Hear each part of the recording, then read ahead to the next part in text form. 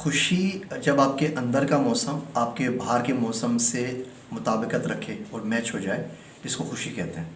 Simple अल्फाज के अंदर इसमें हम कोई शरई या कोई और दुनियावी डिस्कशन इसलिए नहीं कर रहे कि हर आदमी के लिए खुशी अलग है। मुझसे मकसद ये है कि जो अंदर से चाह रहा है वो बाहर से मैच हो जाए। उसके ऊपर अगर वो वही के ताबे हो तो बहुत बहुत ही अच्छी बात है। अल्लाह कहते हैं कि इंसान को अल्लाह के ज़िक्र से सुकून मिलता है और दुनिया जो है वो थका देने वाली चीज़ है।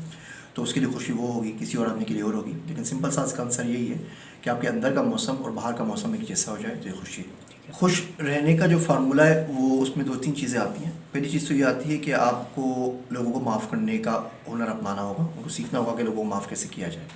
अगर लोगों की छोटी छोटी बातों की, छोटी छोटी चुपकलिश की, छोटी छोटी रंजिशों को आप दिल में हमेशा पालते रहेंगे, भूलता तो कोई भी आदमी नहीं है, भूलना मुश्किल होता है, माफ़ करना आसान होता है।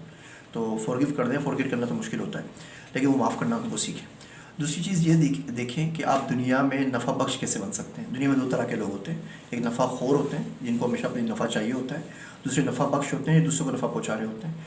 जब एक नफ़ा पहुँचाने वाला दरवाज़ा खोलते हैं तो जो दूसरे दरवाजे से खुशी आपके पास अंदर आना शुरू हो जाती है। किसी ऐसे शख्स के पास इल्म जमा नहीं होता जो खर्च नहीं करता। इसमें उल्टा फार्मूला चलता है, जितना खर्च करो उतना जमा होता है।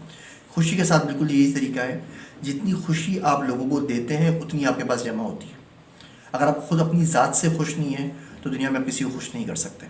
आपको अपनी ज़ात से खुश होना है, अपने खुदा से खुश होना है, राज़ी रज़ा जिसे कहते हैं, और खुशी देनी है। जितनी लोगों को खुशी देंगे, जितनी आसानी उनकी ज़िंदगी में करेंगे, रिटर्न में उतनी ज़्यादा आपको मिलेंगी।